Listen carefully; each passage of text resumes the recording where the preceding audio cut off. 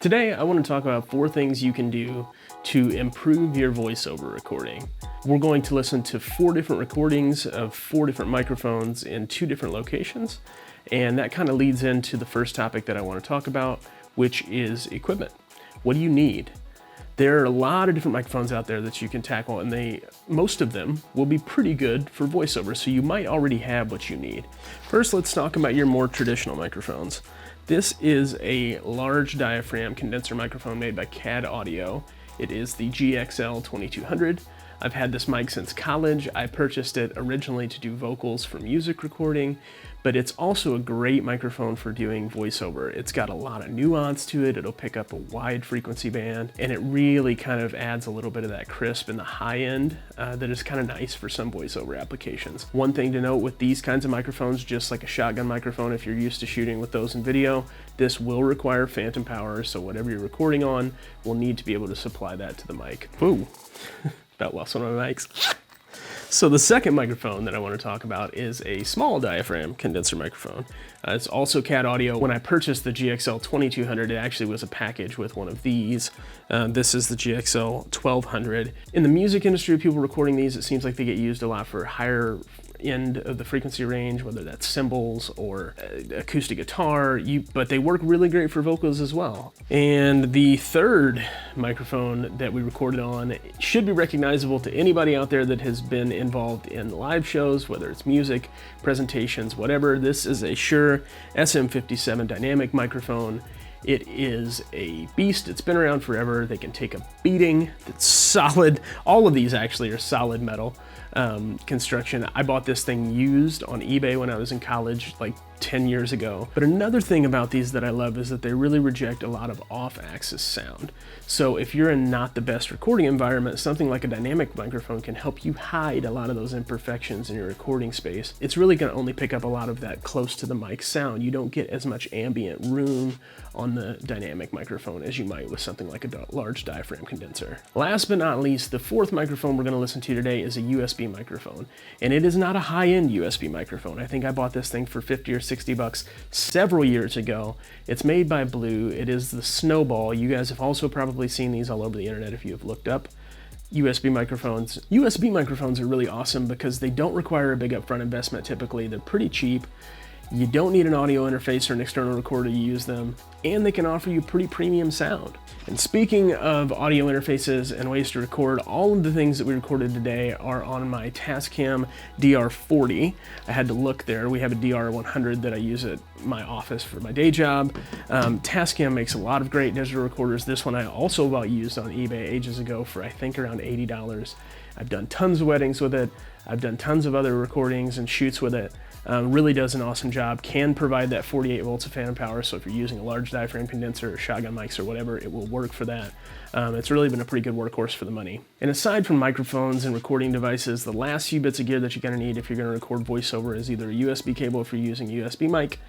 You're going to need a good XLR cable if you're going to record with any of these dynamic or condenser microphones. And you probably ought to invest in a good pop filter and a shock mount if you're using a condenser microphone, and maybe a desktop mic stand or one of those arm boom stands that you can clip to a desk. I'll link below to some good options that I see online and some of the stuff that I've used over the years, just as suggestions if you're looking for stuff like that for your kit. As a side note of all the stuff I just talked about there, do not skip the pop filter. One big thing that'll set aside low quality voiceover is plosives and stuff popping in your audio all the time. If you use a pop filter and you set your distance from the mic appropriately, you're gonna cut 99% of that stuff out, and it just makes your audio so much cleaner. So you got your mics, you got your cables, you have your gear, you're ready to record. Let's talk about where you're recording. Right now I'm in a garage. Surprise.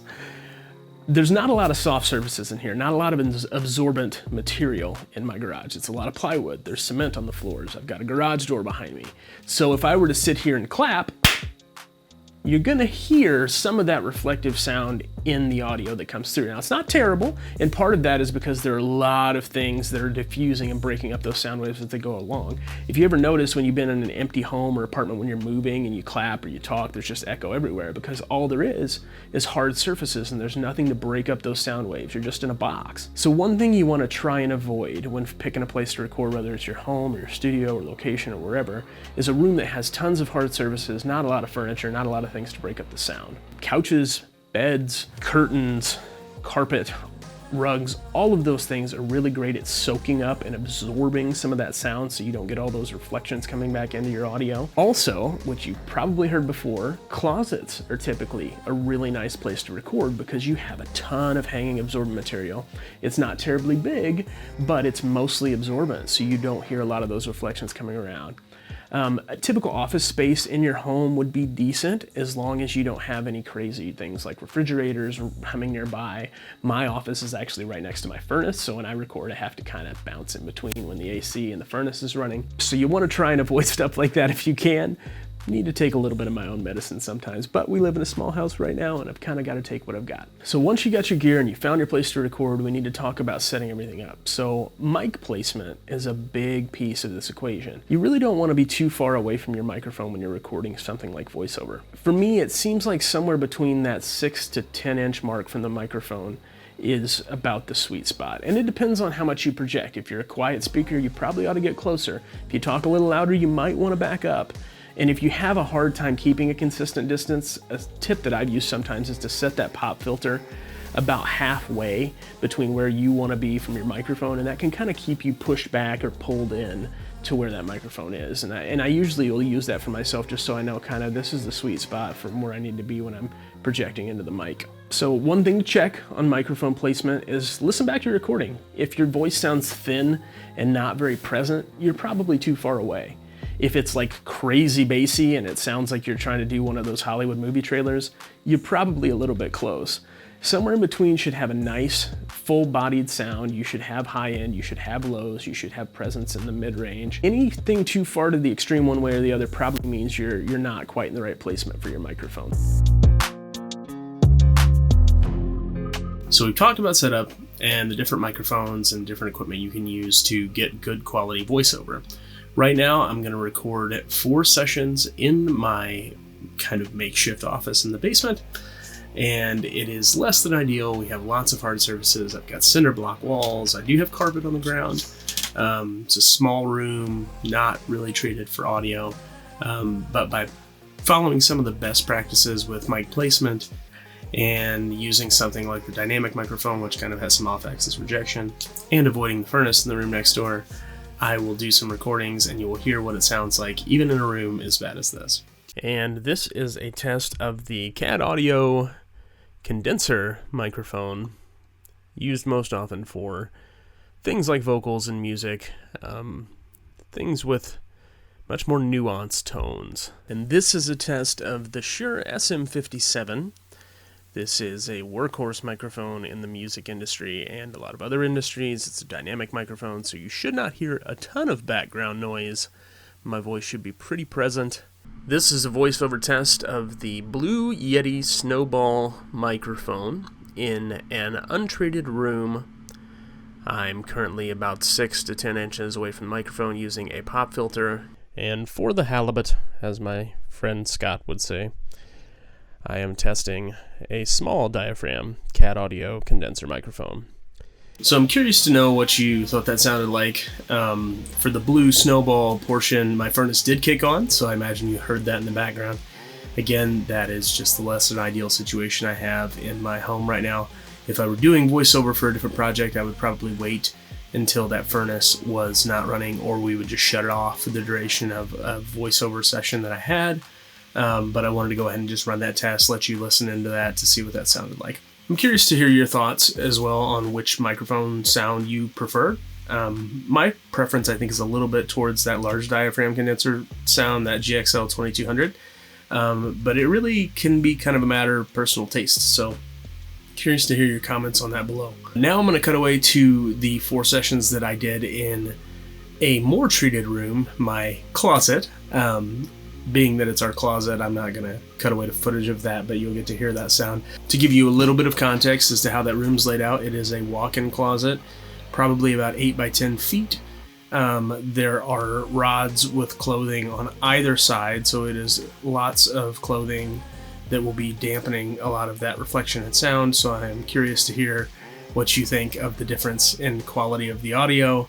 And this is a test of the GXL 2200 large diaphragm condenser microphone, again recording in a closet like all great voiceover artists do. And this is a test of the CAD Audio GXL 1200, the small diaphragm condenser microphone. We are again recording in a closet, which is super normal. This is a test of the Shure SM57 in a more treated room. I have absorption on either side of me. This is a test of the Blue Snowball microphone in the much more absorbent environment. Should be hearing less echo. So what did you think? Could you really tell and hear that absorption kind of sucking the echo out of the room, some of that ambient noise? It's such a small detail, but that absorption material can make a massive difference to take out some of that echo, some of that ambient sound, and really make your VO more present in the mix and take out some of that kind of background noise, if you will. And the last step to this entire process of getting better voiceover recordings is post-processing. And I'm sure if you've been in this field for any period of time or been working on it for any period of time, you've heard the joke of, we'll fix it in post. Sometimes, unfortunately, that's not a joke. Two things that I always look at with my post-processing are EQ and compression. For my EQ, I have some presets that I built out for my voice, but what I usually will look at is I'll open up my 10-band EQ in Adobe Audition, which is what I use for my DAW to record stuff through. I'll open up the EQ, I'll listen back to my recording, I'll try to tune into whether the recording has a ton of bass or a ton of treble or it sounds kind of muddy, and I'll just dial in those frequencies as I need to lift them. And we just kind of tweak those up and down, listen to it, A/B the effect, see how things are sounding, and just keep dialing that into taste. Same kind of thing with compression. I'll kind of dial up and down the strength of the various frequencies of the compression that's happening and kind of see that play out, listen to how it's bringing those frequencies up and down, and just dial that into taste until I get a good even quality of sound. Which, for those of you that don't know, just a quick thing, the most basic definition of compressing audio is that it is raising up the quiet frequencies, the quiet volume, for lack of a better way to articulate it than I know. It's raising those levels up when you're being soft. And when you're being a little more loud, it's bringing those frequencies down. So it's just compressing your waveform down and making it more even and consistent. So I hope that was helpful for somebody out there. These weren't necessarily tips, but just kind of 4 pieces to the puzzle that make up voiceover. Most of all, I just want to share that you don't have to have thousands of dollars of equipment or a studio to get started doing this kind of work, whether it is for your own projects or for hire as a voice for other projects. If you do it right, you practice really good setup mic placement, you practice really good post-processing, you can really create an awesome sound in a less than ideal room with less than ideal equipment and sound just as pro as anybody else out there. My name is Joe. Thank you very much for watching, and I will see you on the next one.